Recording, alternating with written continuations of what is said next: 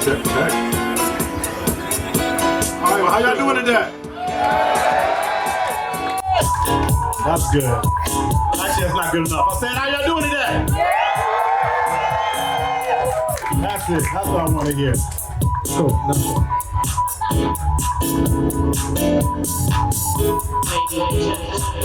Cool. Hello. What's going on, bro? What up, Underground Resistance Timeline people, give it up again.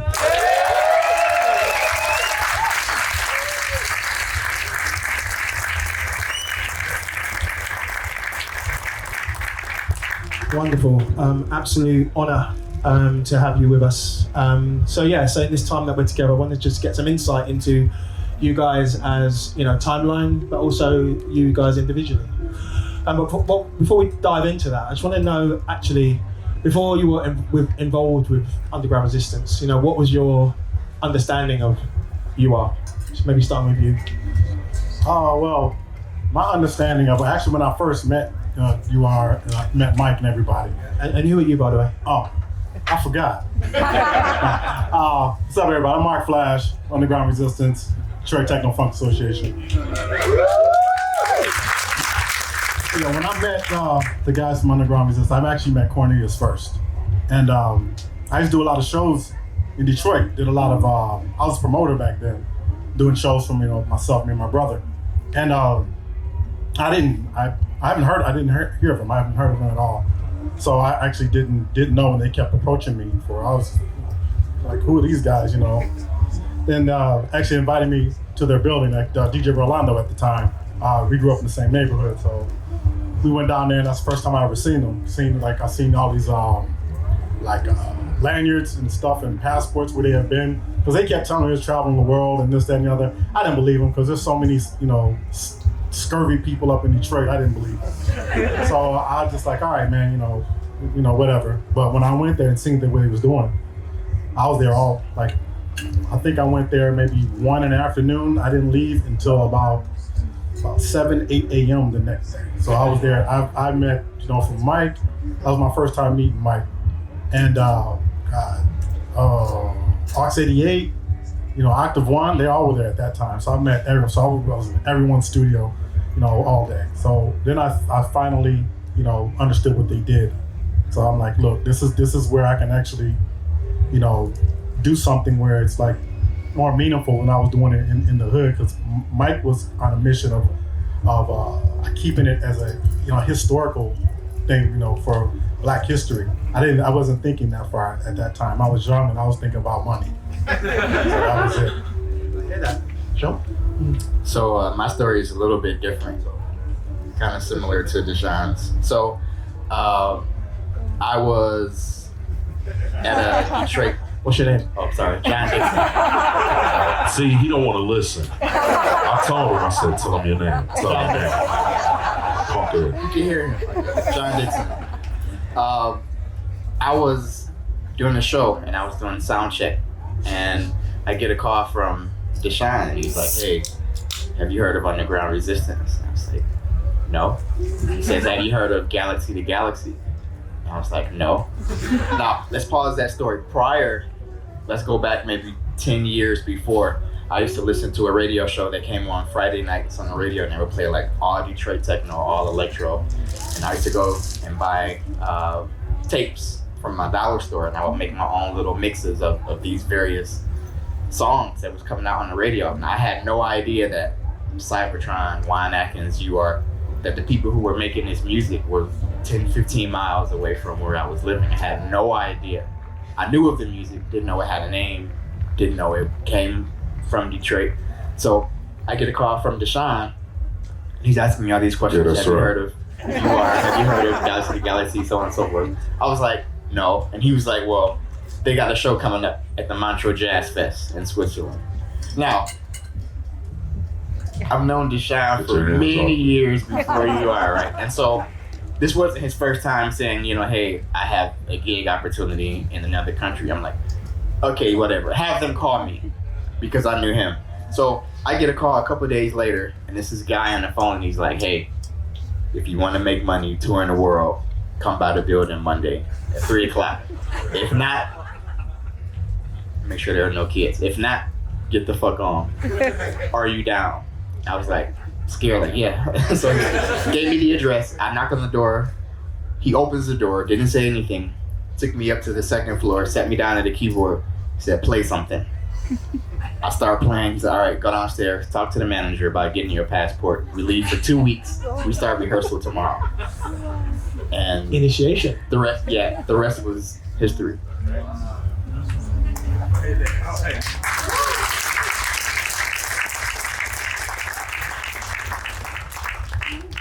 So who are you?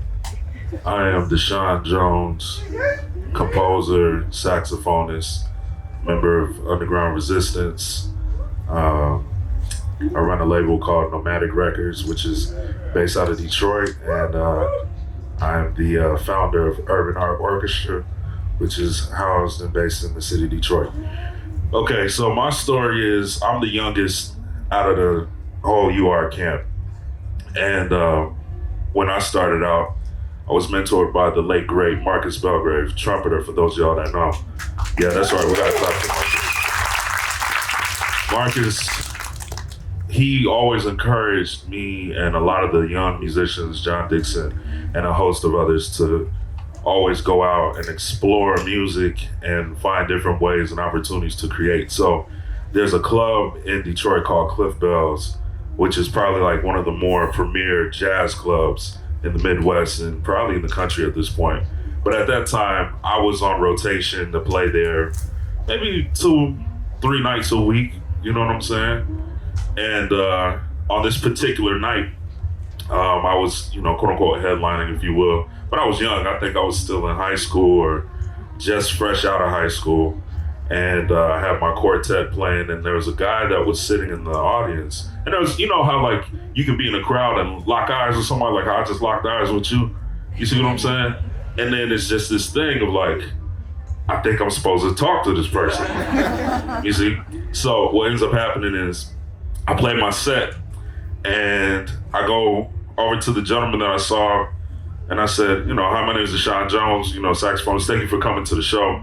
And he says, hey man, here's my card. Are you interested in experimental music? I was like, shit, I'll try anything once. Like, okay, fine. So he's like, yeah, here's the address. Come meet me here on Thursday. So similar to John's story, which actually happened after mine, I go to this building, and it's like a complete brick. It's like a cascade of bricks. It's just a brick. A fortress. A fortress. And I'm like, I've been in the city and I've never seen this building before, but okay, cool. So I go in there and it's just pitch black. It's just darkness. So I'm like, okay. Then I go to this second floor, and there's this shadowy figure with braids, a bandana, and a baseball bat. And he's just like sitting, he's got like a frown on his face, and I got my saxophone. And he's like, play a scale. So I take out my horn and I play. Literally, I just play a scale. He's like, all right, you got a passport? I was like, yeah, I got a passport. There's no introduction, nothing. It's just, you got a passport? I'm like, yeah, I got a passport. All right, if you want to travel the world, if you want to eat good food, you want to stay in nice hotels, if you want to make an impact using music, then you can come with us, and if not, then get the fuck on. With a baseball bat. What am I supposed to say? So I go, and the gentleman I met was Cornelius Harris, who's probably most famous for Make Your Transition. You know what I'm saying? And Cornelius and Mike Banks, the shadowy figure. Mike Banks, they've been a lifelong mentor for myself and for John Dixon, and we've toured the world, I don't know, for the last however many decades or whatever, and that's been cool. And now they have positioned us in such a way that we can carry on the legacy of underground resistance and carry on the legacy of Detroit music. Not only doing things for ourselves, but also reaching back into the community and looking for the next crop of young talent and seeing what their potential will yield to create and be producers and run record labels and the whole nine. So the shit never stops. It always continues. So shout out to Mad Mike Banks, Cornelius Harris, and Marcus Belden. Absolutely. Oh wait, before we go, just the base. There's an explanation for the baseball bat. Mike Banks is an avid baseball fan. Yeah, he's an athlete. He actually plays baseball. And like semi-pro baseball. Yes, absolutely. So when you see a baseball bat, you come to your house, see a baseball bat. Don't be alarmed. He could just come from practice. Yeah. That's what it was. Baseball comes before techno with him. It does. There are multiple uses for a baseball bat in the city of Detroit. As you found out, right? For sure. So, for those of us who haven't had the pleasure of, visiting Detroit or, have romantic notions of Detroit, maybe you could share, what was like growing up, what was the scene like when you were growing up and kind of how's the scene evolved? Well, growing up I grew up like in the 80s. So that was like an explosion of music at that time. Like brand new music. I mean, hip hop was more in the 70s and still, but blew up like in the 80s. Got that in the disco that came. You have artists like, from Prince, Madonna, you name it. 80s was like an explosion of music. So in that genre, I all that happened and I still didn't hear techno. I mean, I heard it, but I didn't know what it was called or anything like that at the time. Like you said, I played music for them and didn't know they were there, myself. So there's a lot of like hidden gems in Detroit. A lot of music we got to hear back then was from Electrifying Mojo. He played I heard B-52s, David Bowie. We get to hear everything. We had like a plethora of music that we grew up in, so it was like, you could, like Mike had said it before, it's hard to call yourself like gangster when you driving down the street listening to, Rock Lobster. It's real weird, I'm thinking like, that was, you could be mad, what you talking about, this and that, come on, oh, that's my song. You had so many varieties of music that, we had, we listened to, we grew up with, and that, needless to say, that impacted a lot of artists from Detroit. So. As far as me, it's been really, I think we're spoiled to a point where we don't even realize it, in a good and in a bad way. We're spoiled in a good way where, Motown is a couple blocks away from Submerge, for example, this building where me and Deshaun met Mike. You got the hip hop scene of Detroit. You got Motown. You got this amazing gospel scene. You got the R&B scene. You got the dance techno scene. There's so many styles of music, and there's so many unique and individual artists making music. Maybe that might not be playing out, who you might run across, and you hear all of this music. And then the sad part is, a lot of them don't get the chance to be heard. That they're making. Why is it? I don't know. Honestly, I believe that they haven't had a chance to be poured out from wherever they are. And I was that example. So Deshaun, even though he's younger than me, I would make all this music in my mom's attic on one of my keyboards, and he was always be the one to try to get me to come out and play in the city more. Cold in the winter, here, hot in the summer. Tell them that part. Yeah, so the attic was cold in the winter, hot in the summer. There was no air conditioning, there was no fan, there was no heat in the winter, but not a goddamn thing. Nothing. But this is where I made all this music. So in a way, I have to give thanks to Deshaun that he thought to even have Mike call me and come into this, because prior to it, I didn't know, what was going on outside of my mom's attic until I came out of the attic and started meeting all these people, and they would say, where are you from? I never heard you play. I'm like, I'm from here, But once you get out and you start meeting all of these people, that's when it makes the most sense. So I think a lot of guys in Detroit don't get the chance to meet somebody that can introduce them to an Amp Fiddler or a Theo Parrish or a Mike Banks. And I think one of the beautiful things is, as Deshaun mentioned, now it's our job to be able to go back into the community, get this next generation and say, hey, I got this guy I want you to meet. like one of our friends, Darius Quince, who did a couple of remixes on some of my releases. I remember bringing him to a studio session I had with Carl Craig once, maybe like 8 years ago, only to have him be on stage with myself and Carl at Carnegie Hall earlier in the year. So those moments, and he's an amazing musician in his own right. So those moments, being able to go back and say, hey, I could call this guy or that guy, but I'd rather much call someone to show them and give them a small glimpse of what's possible and what's out there. Sure. So for me, I grew up in the church, and my earliest experiences with music was fortunate. I got a chance to work with the Clark sisters. Anybody familiar with them? Twinkie Clark. Oh man, come on, y'all. Kanye West sampled Jay-Z. I mean, this is probably one of the most prolific music catalogs independently, like, in the world. So you're talking about like gospel royalty. You talk about the Clark sisters. You talk about Karen Clark Sheard. You know what I'm saying? Dorinda Clark Cole. Like, that's who I was around every Sunday. And I was also around other brilliant young musicians. I would say chief among them for me was Jay Drew Sheard, who's our brother for real. And he's an amazing producer, now runs a label. Shout out to Carew. And his sister Kiara Sheard, Grammy nominated, like all that stuff. There's a lot of energy in different music scenes, the jazz scene, the gospel scene, the electronic music scene. What ended up happening with me and Johnny is we became kind of like, shut up talking to me, bro.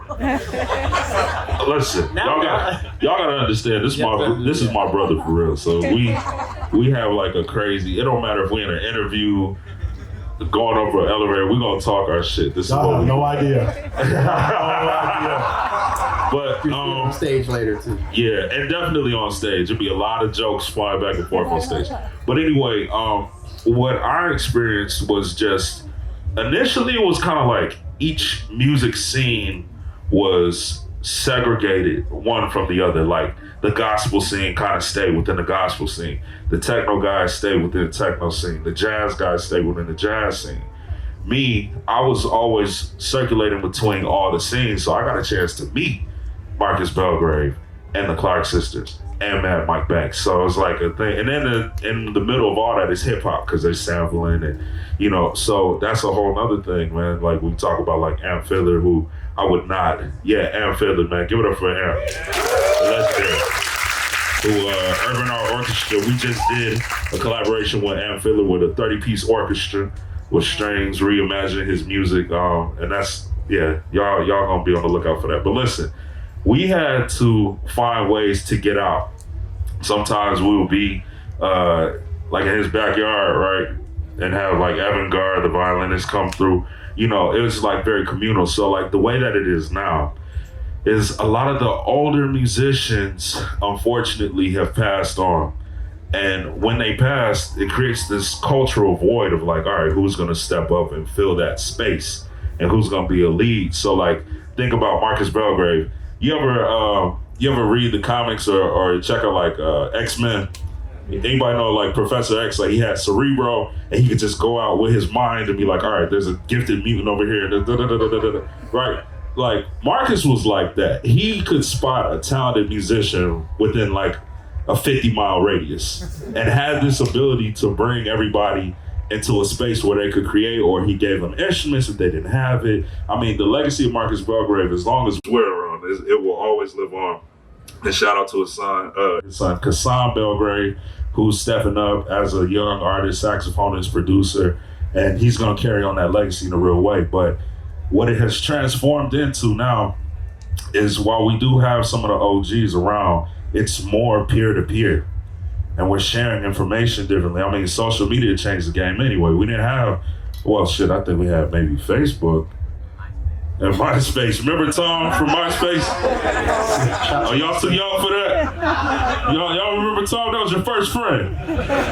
Nah, but that's what changes, like the ability to communicate and be like, hey, pull up to this party. So now we got spots like Motor City Wine that have convergence of jazz and hip hop and techno. We have a spot in Detroit named Spotlight. You know, shout out to Rula. She's running a beautiful space where you can hear anything at any given night. You know what I'm saying? Could be Theo Parrish, It could be Juan Atkins, who was playing, was it 2 nights ago? Was that Thursday?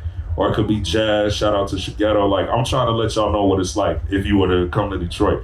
Or now, you got the Detroit Symphony Orchestra programming and having people like Sheefy McFly or Am Fiddler pull up, or Royce the 5'9" with a 30-piece orchestra, you know what I'm saying? So it's more of a melting pot. There's no separation anymore.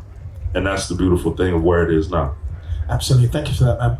It's great to see how Detroit has evolved, from the days of obviously Motor City and become this kind of really cultural hotspot. I want to switch it back to the whole kind of UR thing now. So it's interesting because as a fan of underground musicians and Timeline, there's been this era of mysticism for such a long time. But obviously through your shows, through your live performances, but then also for your own music, it kind of, we get to see your personality through your music. So, what is it like to be a UR member? After your initiation, baptism of fire. I'll go first.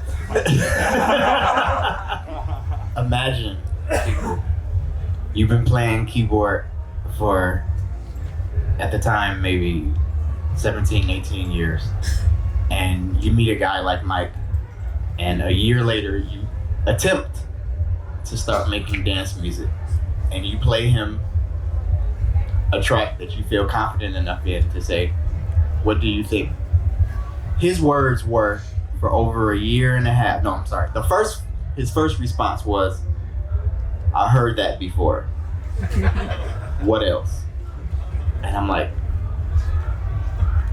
so I go back, and in my mind, I'm making all of the things that I thought he wanted to hear, or what I thought was techno. And I would go back, new track. I heard that before. I heard that before. I heard that before. Year and a half later, play him a track. Now you wanted something. That's when he would pull me into his studio and start to show me all of these different tricks, approaches, more so tools rather than here's how you do this, here's how you do that. Mike never taught me how to make a track, but whenever I sit down to make a track now, embedded in my mind is, I'm telling myself, I heard that before. You did that before. And as annoying as it is, like Deshaun and I, we're both blessed to have the musical background to be able to say, okay, let me go back to my college days now and think harmonically, or maybe I'll go and, get one of Bartok's symphony and kind of sit for a minute and think, and then get some new ideas, some new inspiration. So for me, the whole year and a half of I've heard it before, a lot of people wouldn't be able to take that. And they'll say, you know what, it's been over a year, I quit. But Mike was sponsoring me at that time. I was in Submerge. My studio was across the hall from his. And so once I finally got it, I remember in 2015, I played him a track, and that track ended up being The Next Step Forward, which is on the Timeline EP 001 of my label Forever Forward. And then Mike said, now you got it. And from that point on, whenever I would bring a track to Mike, it would be for him to let me know what he thought about it mix-wise, as opposed to will it work or not. Because I've had so much training with the live shows as well in terms of what to listen to, how a song sounds on a big system in a club versus at a festival. And I didn't even know it, but like the process that he was showing me was how to make music for vinyl only. And there were all of these rules and things that you don't do. So when it came time to make music for digital, it was easy because now I can add an extra reverb on this instrument. I can do this, I can do that. So that part for me, as hard as it was for me to try to figure out what it was I was supposed to be playing for him, what he was trying to show me is you need to figure out who you are as an individual and what your individual sound is. Not what I want to hear. That's not what we do here. But once you find yourself and your sound, now let me start to give you and show you all of these tools that you can use and implement. And I'm still to this day, like I'm just cracking the box open in this huge toolbox of all of these different things that he's shown me over the past 10, 15 years. Yeah, see, he was nicer to them than he was to me. Nicer than, I came in, in the early 90s. So he was, all that was just new, just out there, and basically kind of the same thing, but a lot. Well, let's put it this way: that's why they call him Mad Mike. I went in, same thing, showed him his track. And he was working, he's always working on the building. Y'all see him, he got Carhartt on all the time. He probably got Carhartt on now. So he all the time, he's working on the building all the time. So I was interrupting. I pulled up, listened to a track. I'm like, hey Mike, I want you to check this out. He's like, all right, give me a minute. He's working. He's like, all right, he gets in the car. I turn it up, let him see. He's sitting there sweating and everything, I'm like, and I said, what you think? He looked at me like, want to be honest with you? I was like, yeah. Man, that's some bullshit. Bullshit. You heard all this shit before. You doing shit I did 10 years ago. And you see out here working in this damn building, you wasting my motherfucking time. That's how it was with me.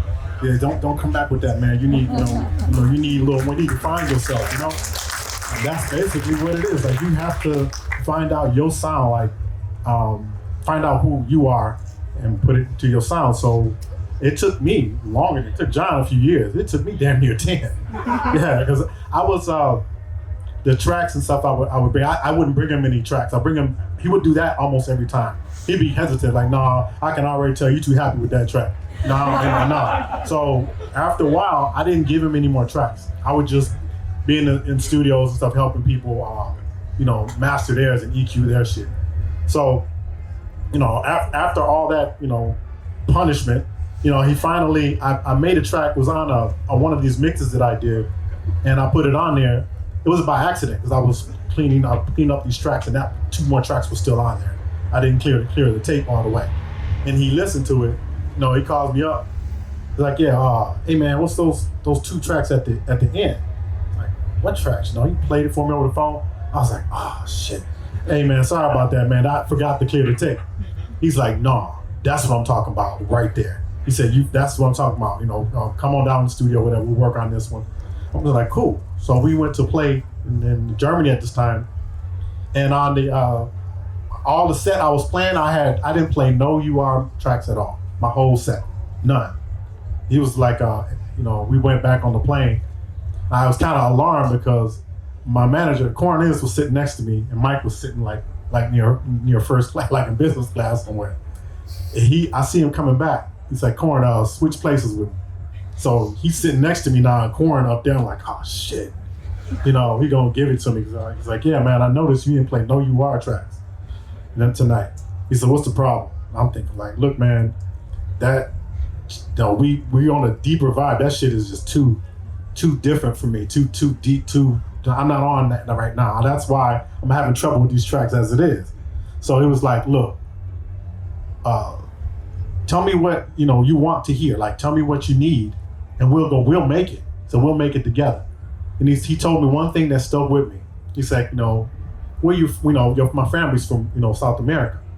He's like, all those rhythms and things they have back there. I said, you need to take those rhythms and digitize them. All those rhythms don't have to be drums. You can substitute any sound for the same rhythm. That struck the light. And that's when I did EP Brasilia, my first track on UI. Nice.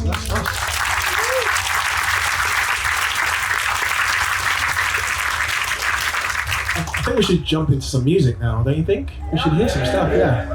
Now, what's great about you guys is, this combination of, being part of this UR brand, but also your producers and artists in your own right. And it's really been great to see how you've evolved with your own tracks. So I was wanting to play a couple of the tracks that you've made, and we could just talk us through, how you made it, the kind of production values, and just generally have some insight into that, if that's all right for you guys. Yeah? Deshaun, is that all right with you? I mean, we here now. We are here. All right? You are here. That's right. Cool. Track 2, please.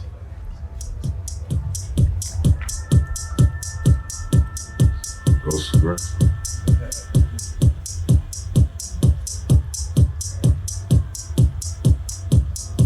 Classic Mike kick. The UR kick.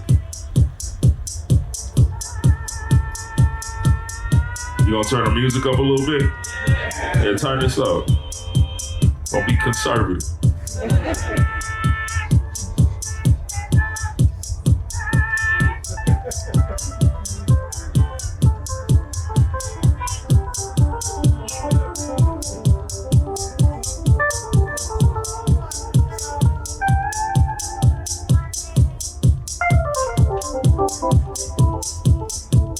Oh, the Mike Banks back to.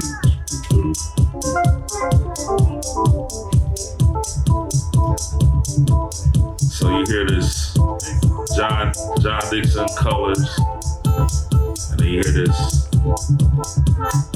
kind of creepy synth bass creeping in. That's the Mike Banks feature right there.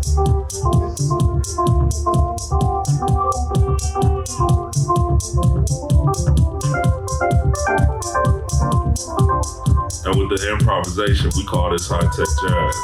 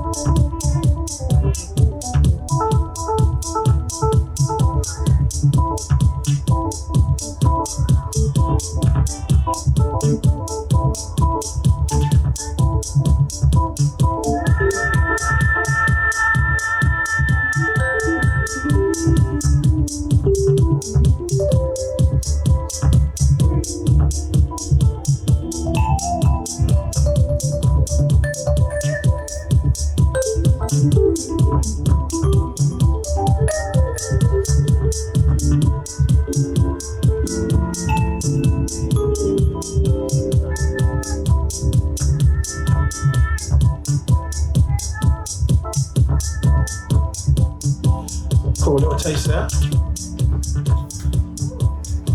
right, John Dixon. Autumn Colors.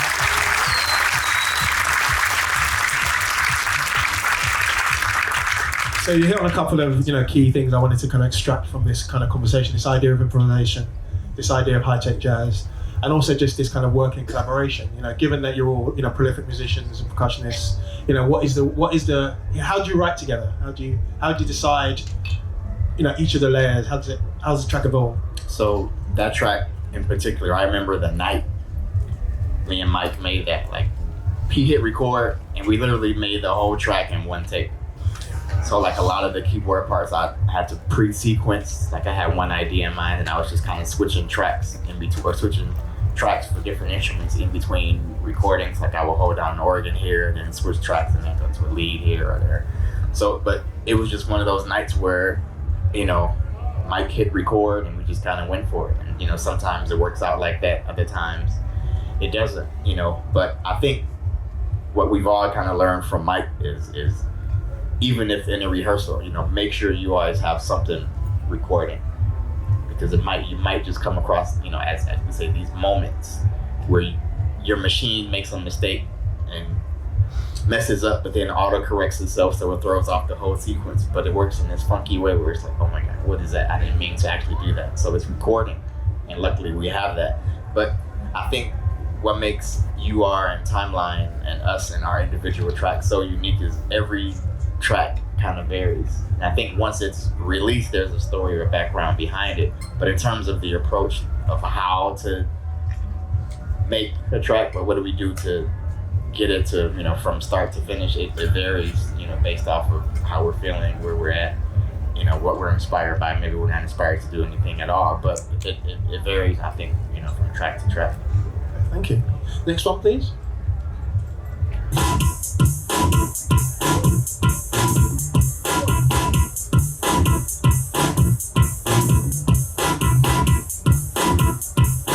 This was our initiation song right here. 2007.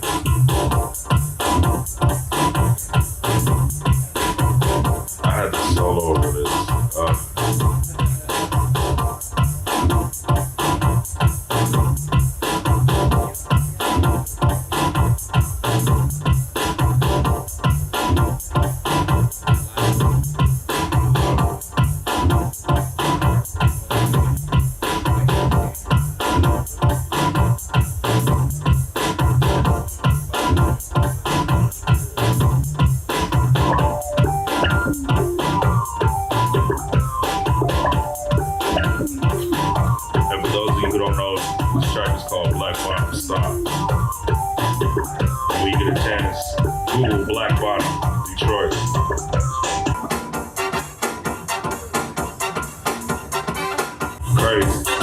Banks and Gene Show.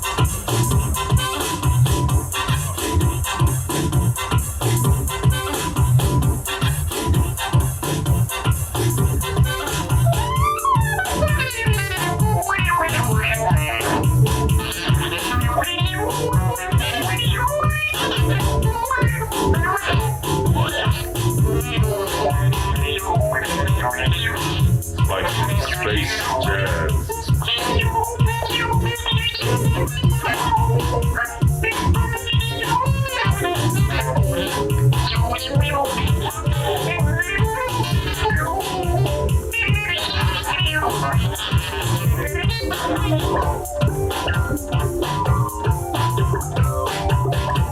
Mike Banks,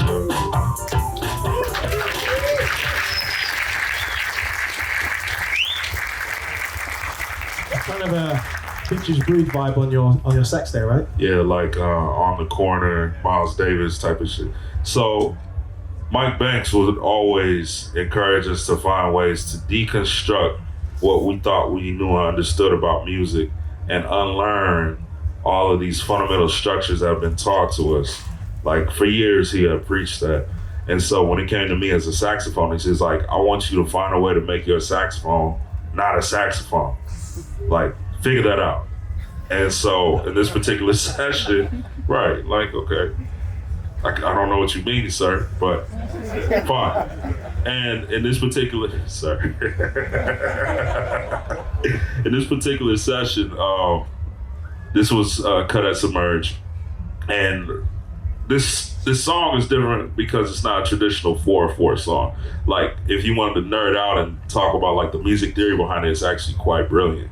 But anyway, he had me solo over it, and then afterwards, this deconstruction of sound was like superimposed on my solo, and that's kind of what you got on this. Was like something that obviously it sounds like jazz because there's an improvisational element, but then there's like this high-tech sort of deconstruction of the natural sound of the saxophone, and it sounds like something completely spontaneous and electronic and just other. And I mean, this is one of the few sessions where I've done something like this. Even to this day, I can't say that I do too much like that now, but I mean, even running the saxophone through like a modular synthesizer and, you know, converting a waveform into MIDI, you know what I'm saying? Or like just finding ways to take an organic instrument and get an electronic output.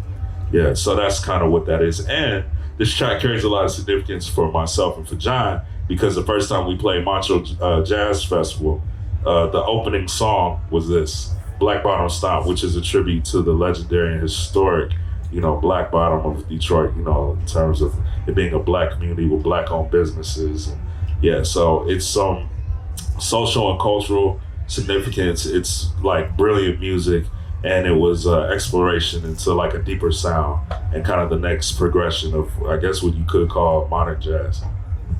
Awesome. Thank you.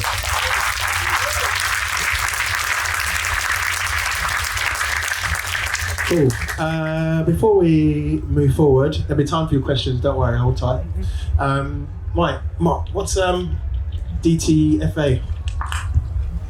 Actually, that's my new label, Detroit Techno Funk Association.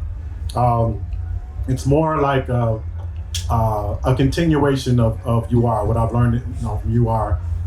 So, what I'm planning to is in the future is finding new Detroit musicians, young musicians, like in their teens, you know, to doing things like let's say I'm looking for like a timeline. Imagine the group timeline, and you're 13, 14, 15 years old, like that. Because there's a lot of musicians like they're like DJing and basic DJ wise. People know me for DJing, like, oh, Mark Flash, cool, this, that, and the other. But there's DJs in my neighborhood where I grew up. They'll eat me alive. They'll eat me alive. I consider I'm well known. That's it. They're a lot better than I am. So like, you know, that's what I'm trying to see, to pull kids out, you know, from there, because I'm hungry, but not like they're starving. They're starving for like. But you've been hungry, right? You know. Yeah. I stay hungry, but I don't want to get fat off of the music. I don't want to like be comfortable with what I'm doing. I want to just change, and it's good being around like musicians like these guys. They'll constantly keep me changing, trying to keep me above. Like we had discussions today, like about our sack. It's a secret, but this show gonna be a little different. So yeah, That's right. We'll get to that. We'll get to that for sure. That's right. Cool. Drop the next one, please.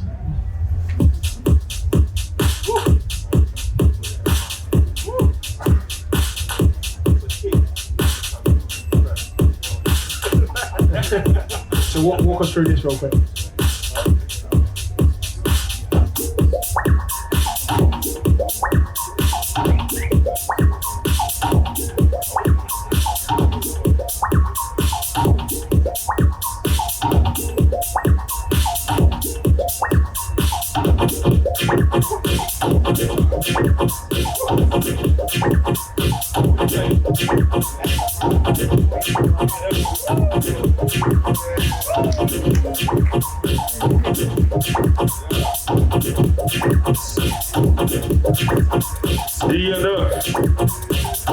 I don't know what that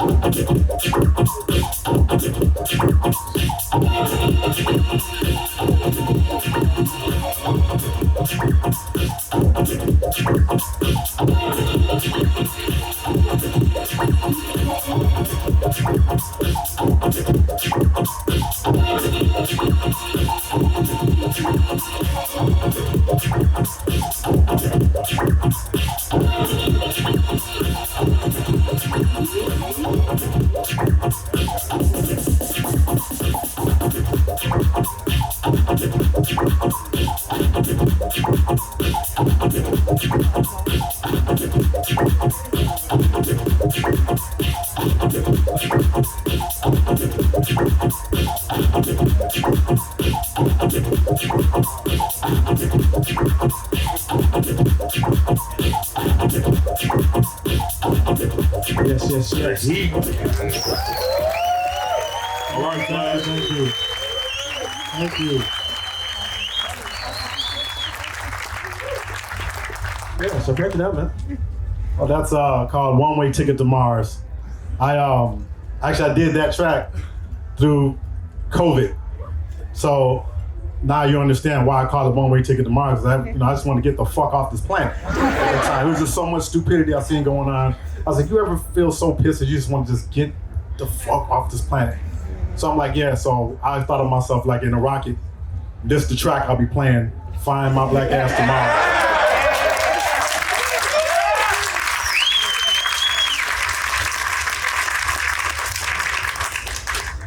So give us some kind of. I could just imagine, yeah.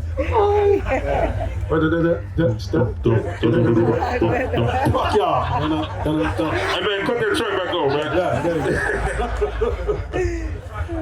man. So in your isolated, COVID spread studio, talk us through the production process of that track. What's your setup? Well, that was a simple setup because leaving my studio took apart. Some of the stuff it was at submerged. Some of the stuff in storage because a lot of places were closed. I couldn't get to my stuff. It's my thing. So a lot of that stuff is done on computer and whatever I had at home. The small stuff I had at home because it's something when the less equipment you have, the more you can get out of it. You know what I mean? I don't have this. I like that, but I can. Then it gives me other ideas. I can't do that. So the other idea I had now, I was like, this sounds better than what I was going to do previously. So making those, doing tracks at home, I prefer doing tracks at home. Like a lot of my like going to studio, because I'll stay there all night. Even when we go with these guys, I'll stay there. I'm a studio rat. I go in there and I'll stay.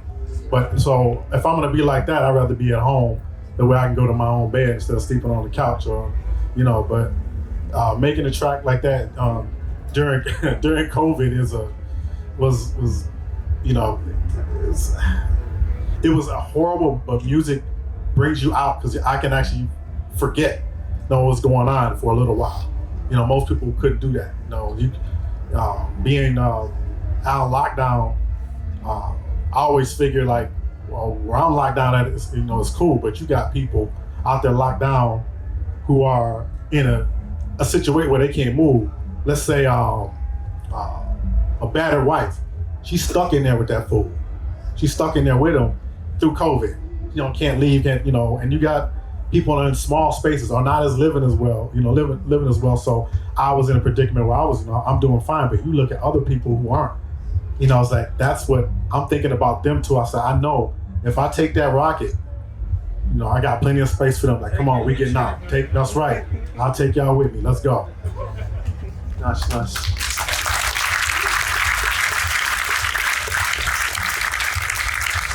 Cool. And now's your chance. Who's got a question or one or two? 1 second. How are we going to do this? Is there a mic? Yeah, just going to get you a mic. Also, thank you for having us, man. This is beautiful. Thank you. Thank y'all for showing up. Thank y'all for coming.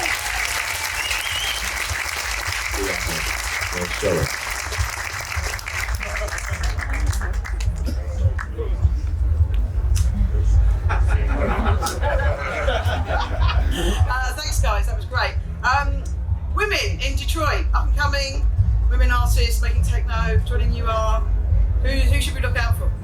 I mean, I wouldn't say up and coming, but I feel like one of the mainstays in Detroit has to be Jessica Caramore, who's working with Jeff Mills and works with us. And Jessica is a legendary poet in the city, but I feel like she's really, by my estimation, she's leader of the Wolfpack in that regard.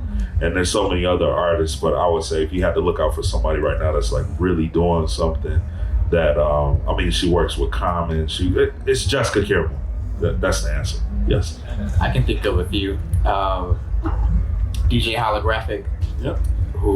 her name is Ariel. She's out doing an amazing job representing Detroit well. Lady Monix, whose real name is Monica. She has her label, Frisner Electric, I believe. She's doing incredible work. DJ Minx, of course, you know, one of the pioneers, her along with Stacey Hill. Ash Lauren, of course, who I'm sure you guys may know, is another one that's just out there killing tomorrow. There's one other, Tammy Lekis. She's done some amazing things. They're out here. They're out here, and hopefully they'll be out here in the next few years to come. So don't think Tomorrow, right? What's the name here? Tomorrow. It's, you know, Ash Lauren here So, tomorrow. Yeah. maybe they haven't broken through the surface in terms of you guys knowing who they are, but they're out there in terms of Detroit and being out there. So the playing field is definitely level. And whether you male, female, I told you I was gonna say this. 2 types of music. Just like there's 2 types of food. Good music, bad music. Doesn't matter what race, doesn't matter what gender, doesn't matter how young, how old. How many of you, by show of hands, will save up $200 and pay to go to a restaurant knowing that the food is just eh? I didn't think so. You want it to be what? Good or better than good, to exceed your expectations. I look at music the same way. So 2 types, good music and bad music. So we got a lot of good music coming from a lot of females coming out of Detroit. So be on the lookout. Get another 2. Yes, definitely. But DJ Sant and the late Kelly Hand. Those were 2 of my favorites. So let's not forget. Thank you. Cool. Anyone else? All good? There'll be time for the... Oh, do you want to jump in, man? Y'all are so shy. Thank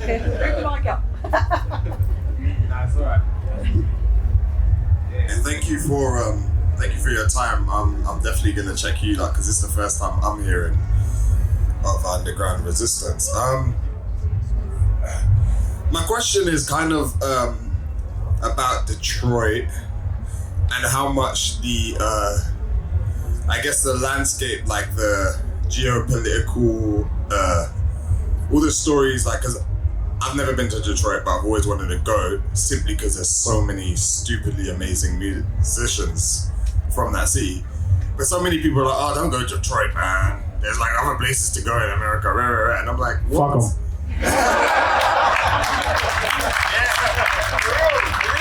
It's what it is. Like, what like specifically is it about Detroit that is breeding all of these crazy, like, just out there? I was with Casa Overall the other day, like, and Casa. yeah, man, he's funky, man. We were jamming, we were in another space, and he's just like, yeah, bro, it's here. So speak on that, please. Well, Detroit was an industrial city. We didn't have a lot of us didn't have have shit to do. So you work. Either you work at a plant, you're a mechanic, a carpenter, or a musician, or all. So most people do like a lot of race cars and things like that. Come from from Detroit. So there's a lot of mechanics and stuff that make race cars and things like that's their thing. But you have to understand we were already used to machines from the automotive plants. A lot of us work, like my dad worked in an automotive plant, I've worked in one, so we were already used to machines. Plus, so when you get home, it's like we're 12, 13 hours a day. That's why a lot of music comes out. Like Mike's stuff, it sounds like angry. A lot of the music, but it's like, no opportunities. Look at the city. No, the techno is $1 billion industry. We don't see it, in Detroit. So it's like, we got to figure. You talk to a lot of, we talked to like, Record and Roland and all these people. It's like, hey, y'all need to start getting machines and making machines a little less, or make a version of it that's a lot cheaper, because most of the genres of music that you listen to now, where they come from? They come from the ghettos, the hood. Techno from the hood, house from the hood, hip hop from the hood. It's all like, so if you want to be, jazz too, blues, all from the hood. So if you want to, take the next step, or you want to be there for the next generation, I suggest you make the machines, lower, like make a different version of those machines so we can get them. Because if not, what's going to happen, like it's always happened, all my stuff that I got and it came from the pawn shop. Rich kids from the suburbs buy it, they ain't gonna do nothing with it. They're not hungry. They go to the pawn shop. These little motherfuckers around in the hood that pick it up, and then you're gonna hear the next new genre of music coming out, and they're gonna be behind. That's what's gonna happen. So thank you.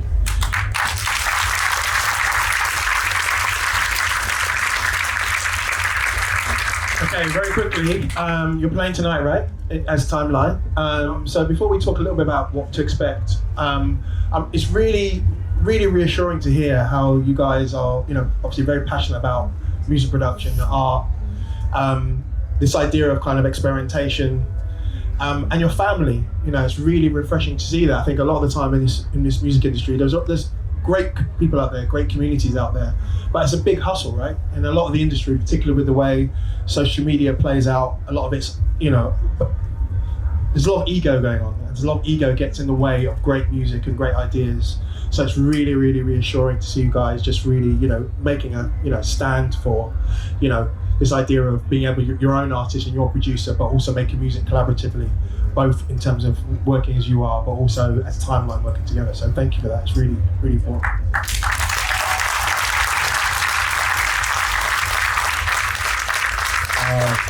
Actually, the group here is D3. Timeline is with Mike, us and Mike. So this so technically speaking, it should be. Mike couldn't come here. Yes. Right? So we call it D3. We play. It's a little different than time. Actually, it's a lot different than Timeline. Yeah. It's all improvisation. Yeah. There's nothing planned. I don't know what John's gonna play.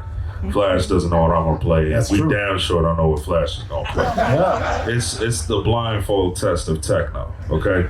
But yes, Mike is not here, but you gotta understand that like this is about legacy. A lot of people, they want Mike, and they want to see Mike, and for those who can, they will. But you also gotta understand that like for the last 20 years, the people who he has poured all of his best practices, his beliefs, and his approaches is right here. It's these three. So what you're getting is the raw essence of the continuation of high-tech jazz. It's generational, like it can't start and stop with one person. or one period. It has to continue on. And then after us, you're gonna see another group of young producers. It's not gonna look like me, John, and Flash. It's gonna be something completely different. And they're still gonna have the legacy and the retention of a Mike Banks and a Mark Flash and a John Dixon and myself and John Collins and like the whole camp. You know what I'm saying? So what you're getting right now is what we call the descendants of the resistance. You know, and that's real. So we're very much you are, but this is the new generation. This is the next generation of underground resistance.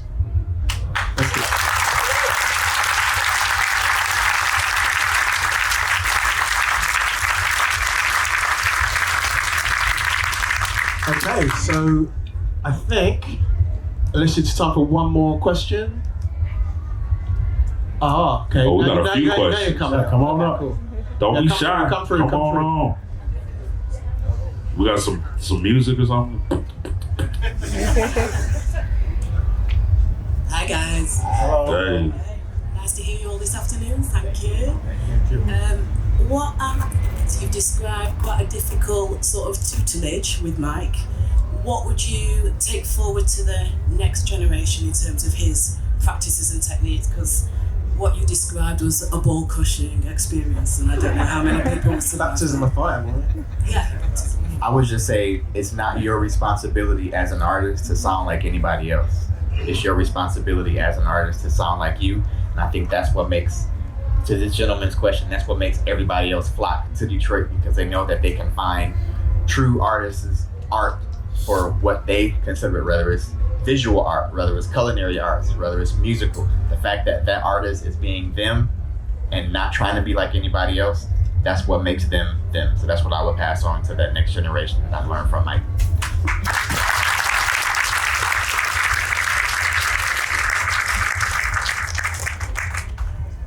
I have a small question, but first I want to say I'm from the D as well, so thank you so much for representing. What up, girl? But my question is, you're speaking a lot about jazz. I also studied jazz with Barry Harris in New York, the whole nine. Barry Harris. That's my yes. You speak my language. No, see, that's what I'm saying. See? So my question, basically, I guess more for you, but for all of you, is how do you see the next iteration of jazz being brought in the melting? First off, shout out to you for being from Detroit and knowing. That's all love. There ain't no place like home. Okay. Yes. You know, so to answer your question directly, there is no separation between the church and the club in black music, and most certainly in Detroit. It's just no separation. So there's a new project coming out by Wajid, and it's entitled Memoirs of High-Tech Jazz. And this project comes out November 25th, but the single just came out, was it yesterday or a couple days ago? It's called Motor City Madness, which is a collaboration between classical strings, jazz trombone, jazz saxophone. You have elements of techno. Mad Mike Banks is featured on it, like the whole nine. So it is a multi-generational conversation in the music. It's also a multifarious sort of exploration in genres. You know what I'm saying? Without getting too wordy about it. The bottom line is we're blending it all together and we're pressing it on wax and sending it out to the whole world to listen and to hear and to see, because y'all aren't in Detroit, so you don't know what it's like to see all these different convergences happening. And I'll say that there's a renaissance of creativity. It's like an explosion of creativity in Detroit right now, from visual artists. Shout out to two artists that I collaborate with, Indy Solomon and Sheefy McFly. If y'all don't know who they are, check them out. They're amazing, but also they do music as well. You know what I'm saying? So there's a collaboration with the Detroit Symphony Orchestra that's allowing us to create these hybrids between hip hop, jazz, techno, classical music, and all do it like in the same house. So shout out to Urban Art Orchestra, shout out to John Dixon and Forever Forward, who's clearly the living embodiment of high-tech jazz with his music and his catalog. You know, Mark Flash, like, who's been a legend in the game, and we're just trying to make it make sense. It's really simple. It's just us being honest to the culture and honest with the music. Like, there's no separation between jazz, classical music, gospel, techno, hip hop, country. It's all music. You know what I'm No saying? segregation in creation. None. So that's, I hope that answers your question. Yeah. Oh yeah, it comes out November 25th. Cool. Yep. Yes. Might be able Motor to- City Madness. Might be able to play a little snippet as well. I'm on it, don't worry, trust me. All right now. This has been amazing. Deshaun, Jean, Mark, thank you so much. Give it up, man. Thank you. Round of applause for Crazy.